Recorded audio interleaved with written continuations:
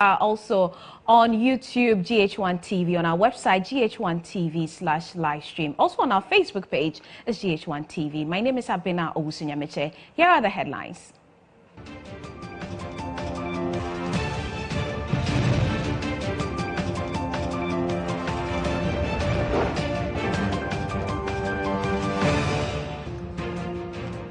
Bolga Central MP calls for the resignation of the Inspector General of Police over the escape of suspects at the Kumasi Circuit Court.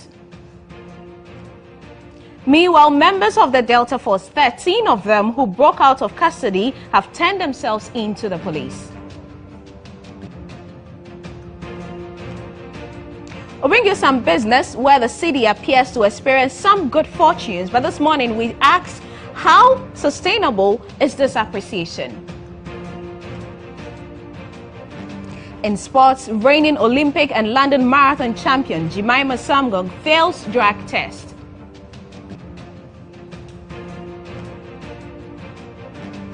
On the international front, U.S. carries out missile strike against Syrian air base in response to a suspected chemical weapons attack on a rebel-held town.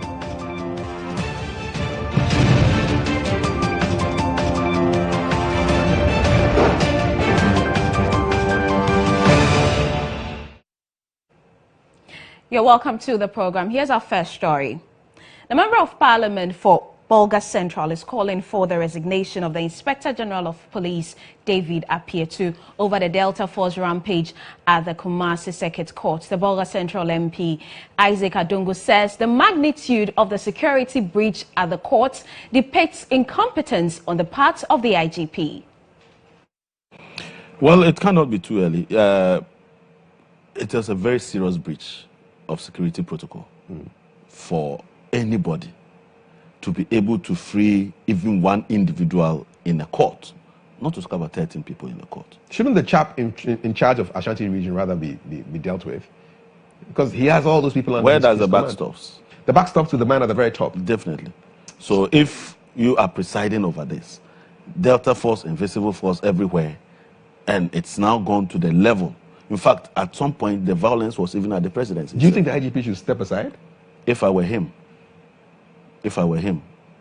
I would simply say the job is bigger than I can. Because to then breach security protocol in the court, one of the most important human resource to this country is our judiciary. Members of the bar, members of the bench. And for them not to be safe, I doubt what an IGP is doing. I doubt it. If you can't protect the judge, you think you can protect the ordinary citizen on the streets? What kind of signal will it send if he is removed? He himself should be resigning. And the signal will be that the president is very serious about security. The president is very serious about people not sleeping on the job. The president will not countenance incompetence and will not countenance any mediocrity. Now, the members of the Delta Force who escaped from custody yesterday have turned themselves into the police. The suspects, who were arraigned before a Kumasi Circuit Court, escaped after other members of the group invaded the court and set them free. The group members were angered by the judge's ruling to keep them in police custody for 2 weeks. Earlier, the police arrested 8 members believed to have aided in their escape. And here are excerpts of a statement. That's what you have on your screen now. The statement issued by the police in the Ashanti region on that escape of the Delta Force members. We are taking you live now to the Ashanti region to speak to the police on this development. We're finding out the latest on this. So we will be bringing you live pictures from Kumasi, where we will speak to DCOP Ken Yeboah. He is the Ashanti Regional Police Commander. Good to have you. Good to have you, sir. Thank you very much. We know that the 13 people have turned themselves in. For now, what would do you have to say to the public? A lot of people.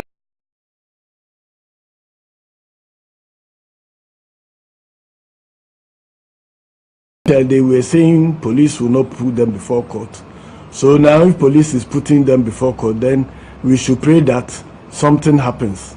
And fortunate for them and unfortunate for the Ashanti Regional Police Command, what they were praying for happened. But God, who is always on the right side of man, came to our aid, and now all the 13 have reported and they are now in custody. We will prove to all and sundry that we are capable of handling the Ashanti region and that no criminal is above the law. Any criminal will be dealt with as the laws of the Republic of Ghana dictates. It's very unfortunate that they were able to use this restricted door leading to the Circuit Court judges' room to escape. We've learned our lessons. I don't think such a thing has happened in any part of the world before, more so in the Republic of Ghana. Some of us, we've been in the service for decades.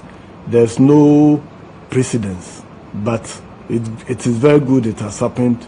We've learned our lessons, and we are going to improve upon our performance. If you're not going to improve, you yourself, as members of the media, can attest to the fact that this morning when you came in, things have changed security-wise, and we will continue to improve upon it to assure Asanteman that yes, your officers in the region are capable.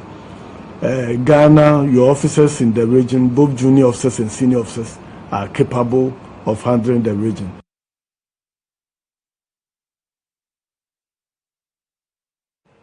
Let's now have a conversation with a legal practitioner, private legal practitioner, lawyer Martin Pegbu on this. Good to have you, sir. So now we understand the suspects have turned themselves in.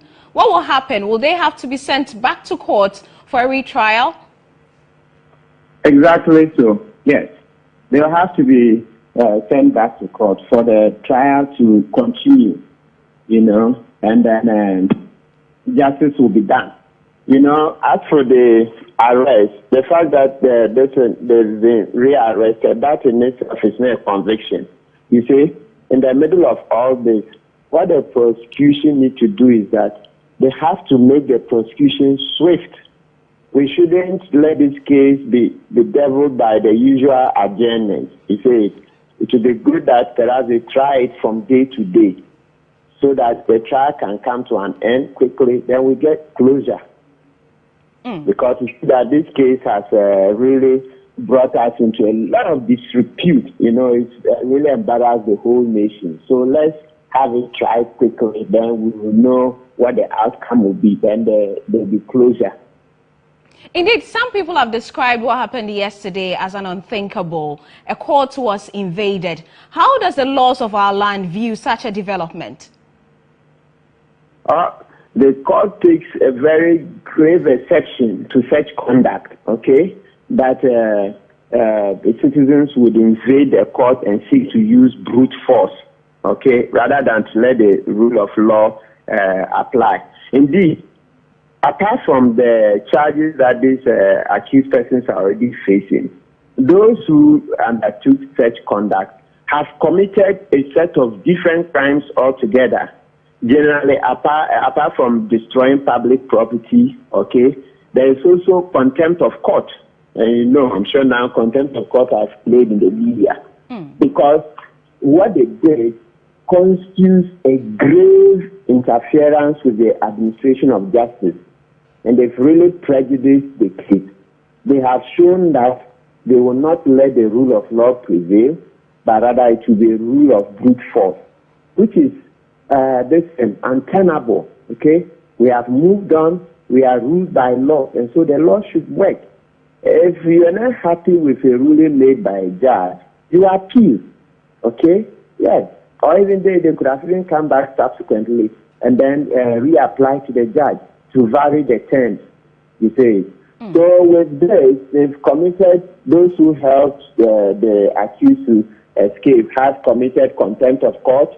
They've also, I understand there was some damage there, so damage of public property, obstructing public officer, okay, and so on. I'm sure there are about 6 or so offenses. that these persons have committed. But for the people who invaded the courts, for now, we've heard nothing as to whether they've been picked up or not. What does the Constitution say on this? My understanding is that they were arrested, 8 of them. That's what it was stated in the graphic today. Today's edition of Daily Graphic, page 3. They said they arrested 8 of those persons who helped the accused persons to escape. In terms of the Constitution, as I stated earlier, the laws of contempt, yes, okay, are what they have breached by going into the court to invade the court. But apart from that, also we have the Criminal Offences Act, which is the main criminal law statute in this country. And that's where the matter of obstructing court proceedings, okay, is a crime. That is where the distraction that they cause would amount to this unlawful damage, and also that is where the obstructing the police, okay, would also amount to an offense. So most of and then the assault, okay, those who got beaten and all those things, they are all offenses under the Criminal Offences Act. We are grateful for your time with us. Lawyer Martin Pebu is a private legal practitioner. We are still staying on the subject, and the chairman of the National Peace Council, Most Reverend Professor Emmanuel Asante, has condemned the Delta Force attack on the Kumasi Circuit Court, describing it as an affront to the rule of law. Most Reverend Professor Emmanuel Asante said the executive powers of the president must be reduced to minimize the excessive political control over security agencies to enable them discharge their duties without fear or favor. He spoke to Kafuide on GH Today. As far as I'm concerned, this is an unfortunate situation undermining the rule of law in this country. Because, I mean, we all believe that if we are seeking justice, the only place where we will seek the justice is to go to the courts and for the courts to do justice to our grievances and to concerns. I'm told that the whole thing started with a group of people calling themselves Delta Force, attacking a security coordinator in Kumasi, ostensibly because this person did not contribute anything towards the election of the NPP. This led to some arrest. The police did their investigation under the rule of law, and when they did that investigation, the only thing they needed to do was now to push the thing to the courts. My concern has to do with the rule of law in our country. Because, I mean, without law and order, development will never happen. Now, what is happening here is undermining our democracy and undermining the rule of law. And I do believe that the sooner we act on these things and bring people to book, the better. There's too much executive power in this country, and it is not the doing of any president. It is the Constitution, and that's why the constitutional review thing must be looked at carefully. I mean, I believe that the current Speaker of Parliament has written on this too much executive power. There is the need for us to put in place checks and balances, and for example, the police. The IGP and the authorities that should maintain law and order should be a political free institution in such a way that they will be able to act and do what they need to do. Otherwise, we're going to have a situation where I'm going to feel that, listen, I depend upon the executive for my daily bread, so I have to be very careful when I'm acting. Now, the Ghana Bar Association has expressed shock at the development. In a statement, the GBA said it condemns in no uncertain terms this blatant disregard for orders of a duly constituted court of law and the attack on the judge in the discharge of her duties. The statement goes on to say that it is an affront to the independence of the judiciary and an attack on the rule of law. I will bring in you excerpts of that statement now, and it says such glorification of violence, dastardly acts and threat to our judiciary cannot be tolerated or allowed under our democratic dispensation. It is totally unacceptable under whatever pretense to disobey orders of the courts, attack or threaten to attack the person of the judge, thereby endangering the peace of our country. The GBA notes that any system that allows an individual, group of persons or institutions to disobey orders made by a court of competent jurisdiction with impunity undermines independence of the judiciary, creates room for anarchy, chaos and lawlessness. This certainly has no place under the 1992 Constitution of Ghana. And the statement goes on to say the Bar Association therefore calls on the Inspector General of the Police to immediately rearrest the 13 persons ordered to be remanded, cause a thorough investigation of the incident to ensure that all persons who played any role whatsoever in the attack on the court are arrested, duly charged and prosecuted. They also call on the Minister of Interior to, as a matter of urgency, take steps to ensure the immediate disbandment of the Delta Force and all other vigilante groups that have sprung up in our country. We also call on all well-meaning Ghanaians to condemn this resort to violence and the flagrant disobedience of the court orders. The bar finally wishes to emphasize that an independent judiciary is the backbone of the rule of law, a judiciary that is protected against all forms of intimidation and interference.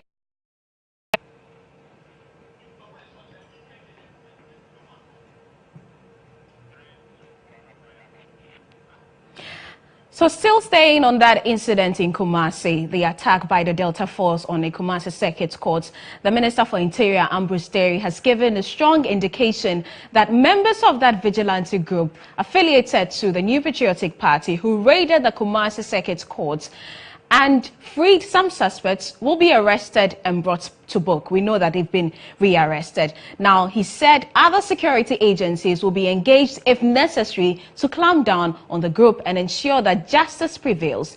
He was speaking at an emergency press conference in Accra, and he warned that the perpetrators that it will be in their own interest to resubmit themselves to the police.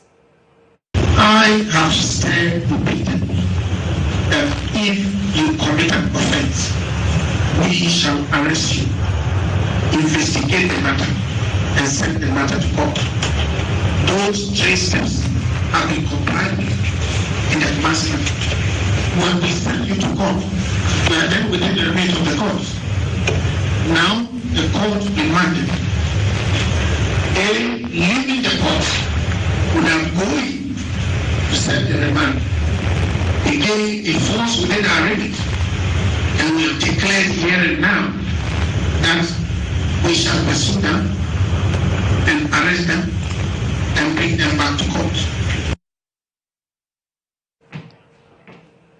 So that was the words of the Interior Minister Ambrose Derry somewhere last night after the incident. There was an emergency press conference. A lot has happened within the last 15 or so hours after this incident.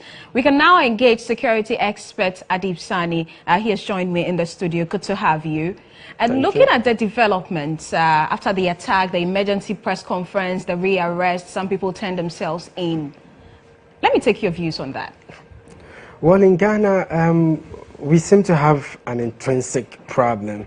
We are more like firefighters. Usually, we, for years on end, consistently, either deliberately or inadvertently, and more disturbingly, negligently ignore very critical security issues until they spiral out of control. Then we start running helter-skelter, holding meetings left, right, center. This is quite disturbing, and it's only a clear indication of how deep a slumber we have been when it comes to security for the past years. As a matter of fact, recently I approached the head of an MDA about the provision of security infrastructure, and he told me categorically security is not a priority. So I tell him, you wait for things to go wrong before you start giving credence to security. That has been the problem. This is something that has happened for years on end, and I'm not in any way surprised. And I see people making a fuss out of it and getting petulant all over the issue. But from where I sit and from the information I have personally gathered, the research I have done, this has always been a security threat and has been underlined for some time now, and it boggles my mind. The extent of work the BNI, the national security, the military intelligence, the police intelligence is doing to manage this scourge. Because so far as I'm concerned, there was intelligence information suggesting that there's a group which intended attacking the national, the regional security coordinator. He was warned, as a matter of fact. He went to the office, but no security was provided. Come to think of it, I don't need a rocket scientist to tell me that we're sending these guys to the court, and it is highly likely we might have their comrades come around to at least disrupt the court process. But what happened? No form of security. The police say they were overwhelmed, and if you know the Ashanti region, Kumasi, where the circuit court is and where the regional security, the police headquarters is just a few minutes drive, and they say they were overwhelmed. They didn't expect these guys to invade the court. I am a friend of the police, and I have a soft spot for the police. But truth be told, there is no justification for their inaction. I am not shocked by the attack of the Delta forces on the court, but what I'm gobsmacked about is the inaction of the police. Because, you know, it is expected. We have intelligence that they pick on the ground. So what is it? Is it negligence? Is it incompetence? Someone needs to answer for what is going there. That notwithstanding, it raises some very legitimate questions, and I hope and pray that this would be the last time we're talking about this. Apologies have been offered. Are they enough for you? Let us go beyond the apologies. I mean, it's nonsensical, excuse my language. The right things would have to be done. Let us admit, first of all, that we lack the plan, we lack the strategy. In the past, we have been asleep. Now we've woken up. Let us go back to the drawing board. And I have suggested on many different occasions, let us put a body together that is interdisciplinary in nature, made up of law enforcement, psychologists, legal experts, civil society organizations, and even politicians to put together a roadmap, a strategy that is aimed at, if not completely curbing them, but to manage it to a very large extent. Because this is a high national security threat, believe it or not. And people are calling for the head of the IGP, the Ashanti Regional Police Commander, and even the National Security and the Interior Minister. Well, it is not in my place to say who should go or who should stay. But I can tell that the police on this occasion have failed the people of Ghana, and it is important that they put their house together and think of ways we can manage this scourge. Because but do you think those calls are justified? The calls for them to resign? Well, it can't be justified, but I think it's important we exercise some restraint and probe further into what might have caused all this. But I was reading a report just last night, and it was on arms proliferation. And according to the report, because of the crisis in North Africa, because of the crisis in Libya and South Sudan and other countries around that area, there's excess guns that came about as a result of the arms proliferation. And gradually, these weapons, because of the excess nature there, are finding their way down to sub-Saharan Africa. And if we are not careful, it might fall into the hands of these militia groups, and we might have a more serious and more complex situation in our hands if adequate measures is not put on the ground to deal with it. But let me also state and emphatically that you should go beyond the arrests. I mean, the arrest is the most basic, elementary way of dealing with this situation. It's important we look beyond that. You heard the Interior Minister speak. What do you make of his posturing, and how do you expect him to handle these crises? Well, everybody has condemned it. The Interior Minister has condemned it. The National Security Minister has condemned it. Even the #1 gentleman of the country has condemned it. So this should present a unique opportunity to law enforcement, who hitherto have expressed worry of the fact that there's been some kind of political interference in the way they dispense justice, especially through the courts. But this is a wake-up call. Everybody should have his or her hands on deck. Let us deal a blow to them. Let us deal with it beyond the politics that usually comes with it. The bickering is just too much. We have a problem.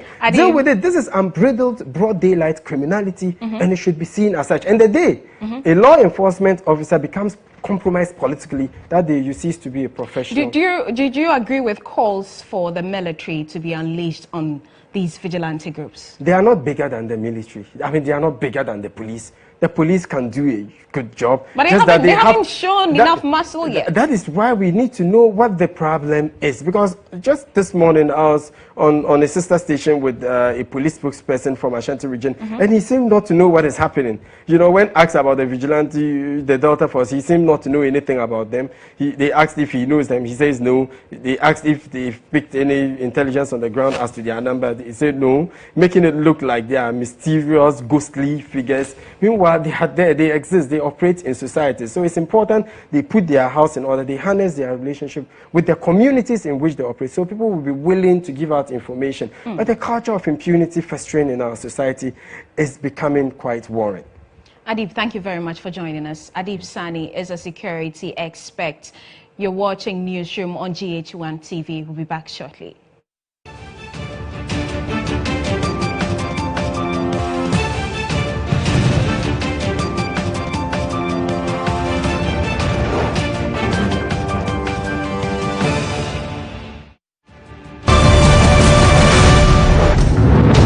Two guests, one host, forming a panel of 3 lawyers. Each week, discussing relevant legal topics. As soon as the court grants the adoption order, that child is no longer the child of the natural parent. There isn't a single text in our law books which would come close to forcing a kid in his mature age to take care of his parents. The gossips. Yeah. You've heard it, it's baseless, you move on from house to house discussing it. They can sue you for defamation. If you go to office and you don't work, when is the end of the month? Feel shy. Don't go to the bank, please. Some people actually sign prenups at the wedding ceremony. Actually, they sign it first and then they sign the certificate. What is this? Law Express, be empowered. It is often said that women don't like sports. Well, there is some truth to that. But it doesn't stop women from cheering and jeering when players are on the field. My name is Nana Banamwa, and I bring you cheers with a bevy of articulate, beautiful, intelligent, and very entertaining ladies. We'll be talking through all the sports, from the most beautiful goal to the best player and the worst player. It is all on Cheers on this channel every Saturday morning. Cheers is brought to you by Style Up, by Gandor Cosmetics, Lifestyle Gallery, Fifi Beauty Center, and Yumvita, a delicious way to grow.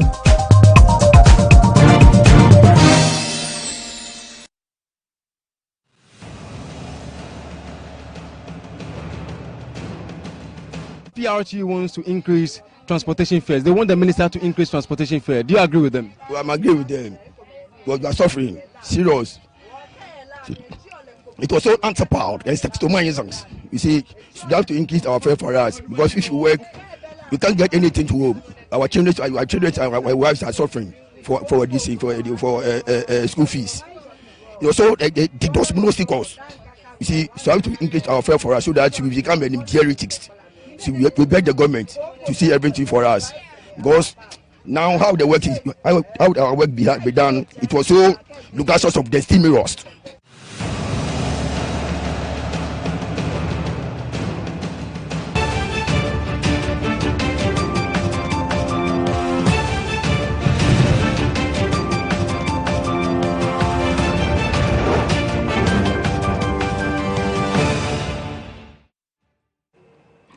This is Newsroom on GHOne TV with me, Abena, Owusu, Nyamekye. Here's a reminder of our top stories.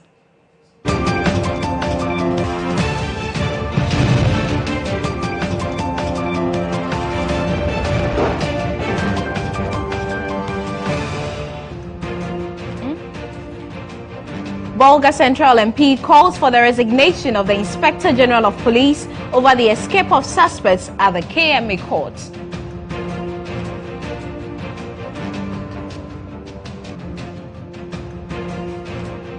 Meanwhile, 13 members of the Delta Force have turned themselves in.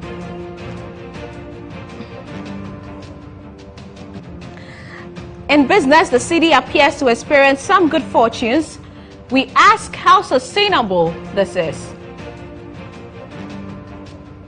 And in sports, reigning Olympic and London Marathon champion Jemima Samgang fails drug test.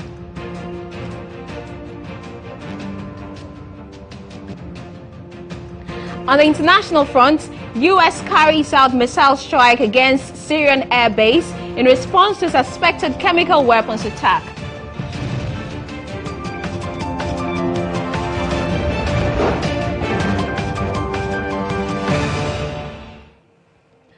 The Electricity Company of Ghana has disconnected power supply to the Achim Sankobinase Chips compound in the Etiwa district of the Eastern region over an accumulated debt worth 4,500 cedis. The disconnection, which was done by the Kede district branch of the ECG, plunged the health facility into total darkness despite government's directive to ECG not to disconnect essential institutions, which include health facilities. The situation has compelled nurses at the facility to keep essential drugs, which requires refrigeration, in refrigerators of the chief of the town. The power cut has also affected water supply to the Chips compound because the only water facility available depends on electricity to pump water into the reservoir which supplies the health facility. Apart from these, nurses accommodated in the Chips compound have no option than to sleep in darkness. A nurse at the facility told GHOne TV under anonymity that the health facility is cash-strapped due to non-payment of one-year claims by the National Health Insurance Authority, hence the inability of the health facility to pay its bills. The Achim Sankobinase Traditional Council, worried by the development, has raised about 2,000 cedis for part payment of the bill for power to be restored. Linguist to the chief of Sankobinase, Ochiame Yao Asiedu, told GH1 News government must intervene to ensure that grants due the health facility are provided to carry out administrative functions. Let's have a short conversation with the PRO for the Eastern Region's Electricity Company of Ghana, Mary Eshan. Thank you for joining us, madam. What has been the arrangement with this facility, the Chips compound, such that at this point you'd have to cut supply? Thank you and good afternoon to your viewers. With regards to the Chips compound in Sankobinase in Kede district, per our record, the Chips compound is a private entity. It does not fall under government MDA. Now, with what you said about the directive, government directive to not disconnect sensitive institutions, that particular Chips compound does not fall under that institution. Since it's a private institution, we cannot allow them to enjoy that government directive, and therefore if they owe, we must go for our money, and if they refuse to pay, definitely we have to disconnect and then take our money. And so this particular Chips compound is run by a private person and not government? Yes, please. Yes, please. They did not make any arrangement to be moved from a private entity onto a government entity, so therefore we cannot give them that benefit. How long has this been? Them not paying their bills, how long? For this particular one, it's about 10 months. 10 months now, and it amounts to 4,500 Ghana cedis. All right, thank you very much. Mary Eshan speaks for the Eastern Region's Electricity Company of Ghana. We can now move on and do some other stories here on Newsroom. The Ghana chapter of the Junior Chamber International is collaborating with the Ministry of Youth and Sports and the National Youth Authority to develop a 10-year national volunteering strategy. This came to light when the JCI paid a courtesy call on the Vice President, Dr. Mahmoud Bawumia, at the Flagstaff House. The 10-year national volunteering strategy, dubbed Active Citizens Campaign, is modeled on the national youth policy. It is aimed at reigniting the spirit of volunteerism in the Ghanaian youth. President of the Ghana chapter of the Junior Chamber International made this known while visiting the Vice President at the Flagstaff House. January this year, JCI Ghana launched the Active Citizens Campaign, and this campaign basically is looking at how to empower young people in the area of patriotism, that we should do everything possible as young people to take toll of our nation, to drive it forward, to build it as we want it to be. The delegation, led by the International Vice President of the Junior Chamber International, Reem Abdul Hadi, praised Vice President Dr. Mahmoud Bawumia for the active role he continues to play in helping the youth take active part in nation building. She also commended government for its youth-friendly policies. We're really very proud of JCI Ghana for all the work that they have been doing and the impact that we have been seeing. We've been learning a lot from their methodology and the way they are implementing projects on the ground. The Vice President then echoed the need to develop young leaders for national development. He also commended the JCI for its efforts at empowering young people over the years. For us in Ghana, we know basically that the youth is really the future and to a large extent the present, and so we want to do everything that we can to empower the youth, so that they can deliver. We rely a lot on the youth. JCI is a non-profit organization of young active citizens aged between 18 and 40 years who are engaged and committed to creating meaningful impact in their communities through volunteerism. Founded over 100 years ago, the Ghana chapter was established 11 years ago. You're watching Newsroom live on GHOne TV. Let's do some business stories. The Ghana Oil Company Limited, GOIL, has commissioned a 13.5 million litre bunkering facility at the Takoradi Port. Speaking at its commissioning, the board chairman of GOIL, Professor William Asumani, disclosed that the facility, which cost $1 million, was solely funded by GOIL from its internally generated funds.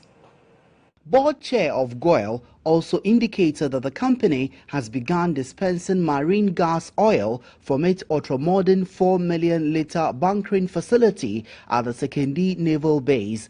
The project comes with a modern separator system to ensure that every effluent from the tank farm is properly treated.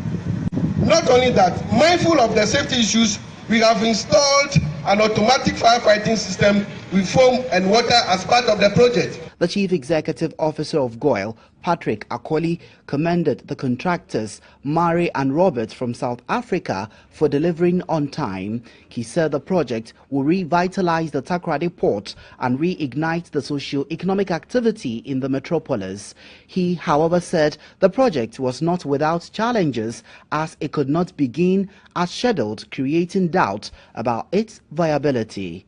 The quality of the facility is of the highest international standards in terms of storage, distribution and safety. After suffering a major decline post-December 7th polls, the strength of the cedi has seen a modest rebound towards the end of the first quarter of 2017. As at yesterday, the cedi sold at 4 cedis 19 pesos to the dollar, but on Wednesday it sold at 4.16 to the dollar. However, overall, it has seen a steady decline from a high of 4.5 last month. And so we are bringing you graphics of how the cedi has performed in this first quarter of 2017. That's what you have on your screen right now. And so the trend in the cedi depreciation thus far in 2017, it reflects both external and domestic pressures. A rebound in investor confidence due to the 2017 budget statement with a clear fiscal direction following last year's overruns.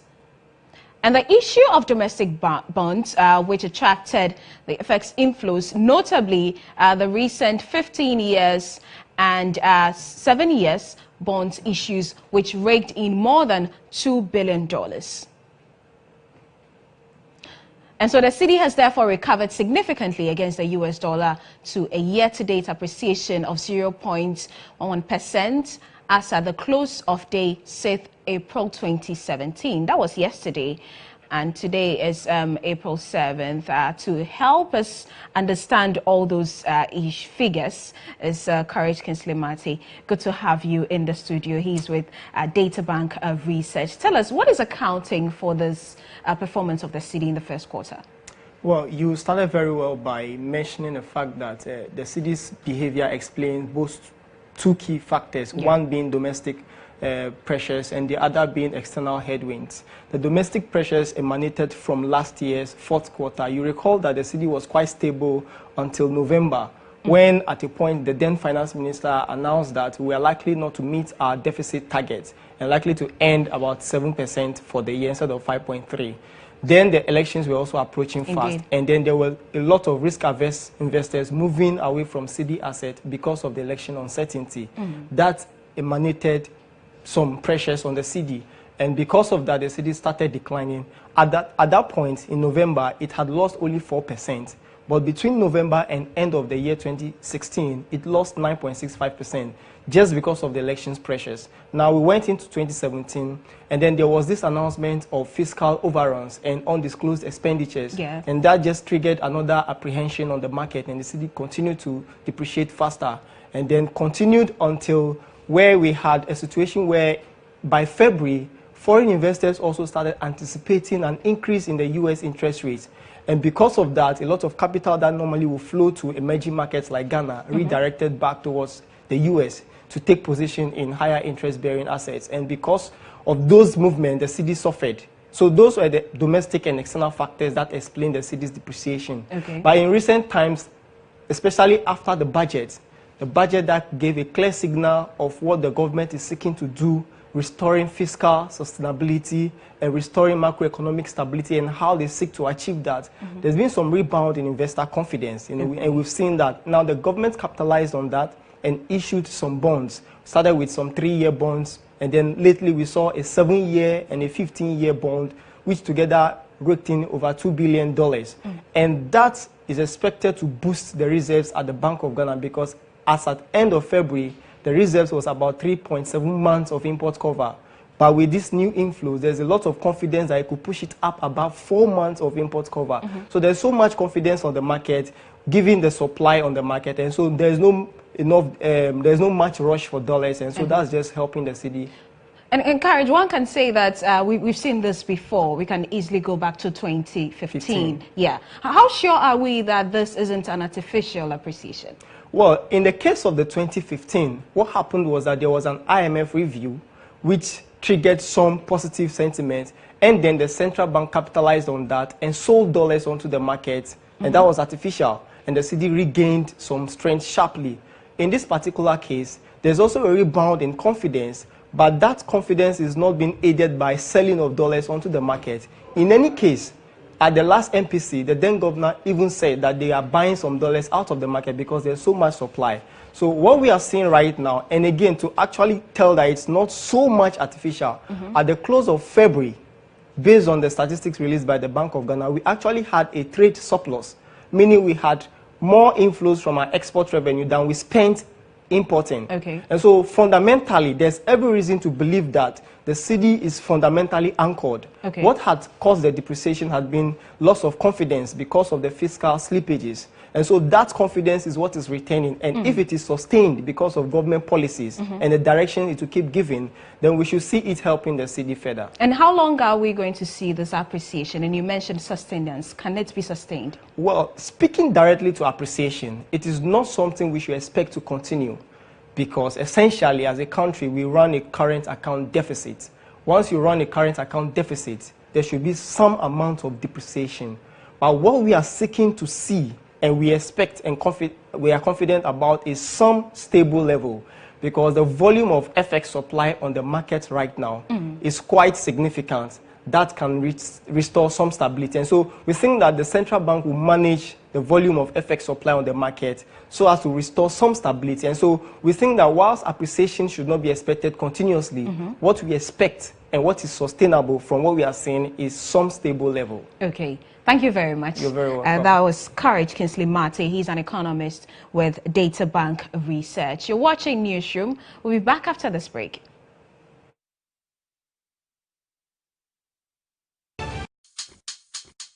For 2 months,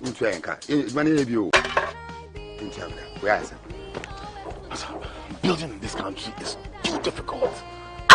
Don't worry, the National Investment Bank We Pay for Your Dream scheme can help you finance your building project. Listen, NIB gave me cement, iron rods, roofing sheets, and other materials to finish my building. NIB can also help you purchase your home appliances, your mobile phones, and your motorbikes. You don't even need to have an NIB account to benefit from the NIB We Pay for Your Dream scheme. No. Just visit any NIB branch with a valid national photo ID card. And the best part is, all purchased products are at no interest.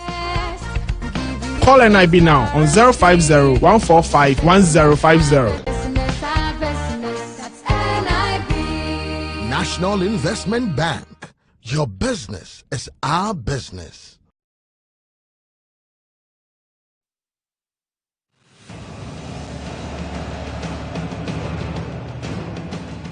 If you are a fool, you can be 1,000 years, you remain one.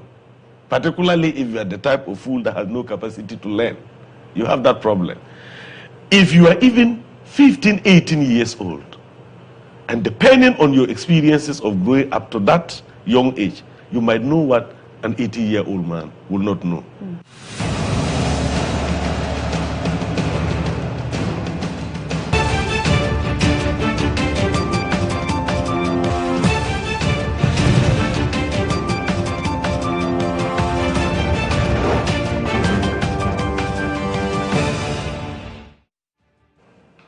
Thank you for staying with us. We can now bring you some international news.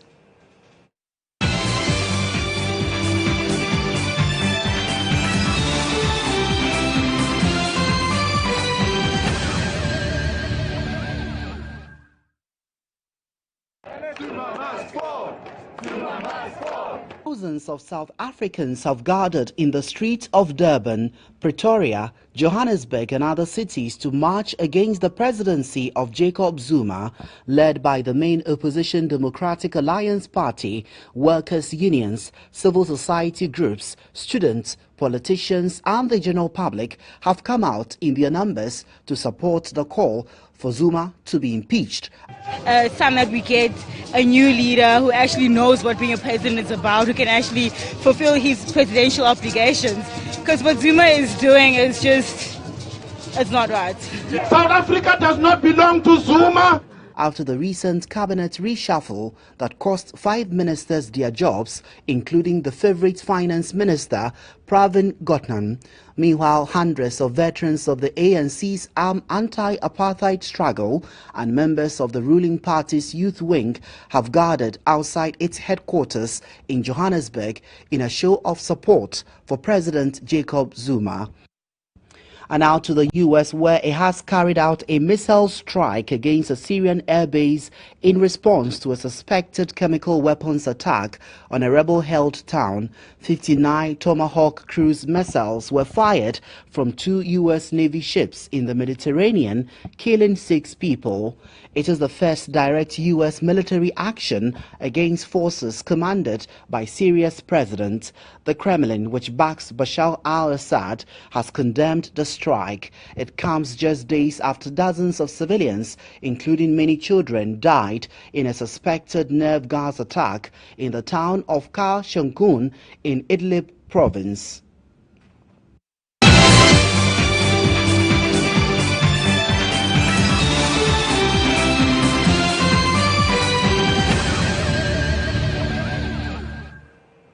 Next, we'll bring you sports news.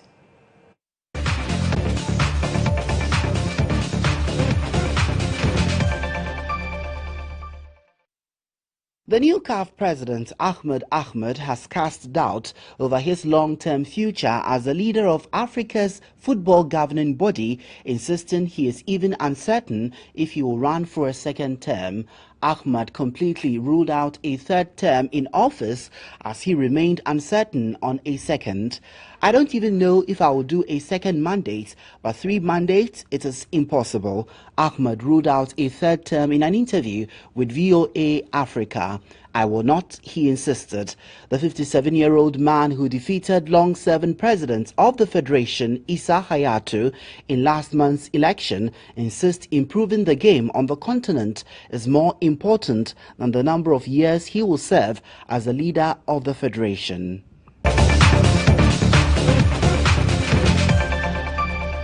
Reigning Olympic and London Marathon champion Jemima Sumgang is the latest Kenyan athlete to fail a drugs test. The 32-year-old tested positive for banned substance EPO in an out-of-competition test carried out by athletics governing body, the IAF. Sumgang, the first Kenyan woman to win an Olympic gold medal in the marathon, was due to defend her London title on 23rd April. Kenya was last year declared in breach of anti-doping rules and athletes underwent special testing for Rio 2016. The East African country was deemed non-compliant by the World Anti-Doping Agency but was reinstated before last summer's games. Between 2011 and 2016, more than 40 Kenyan track and field athletes failed doping tests. Sumgang's B sample will now be analyzed and she will face sanctions if that also tests positive. The athletes tested positive for EPO following a no-notice test conducted in Kenya.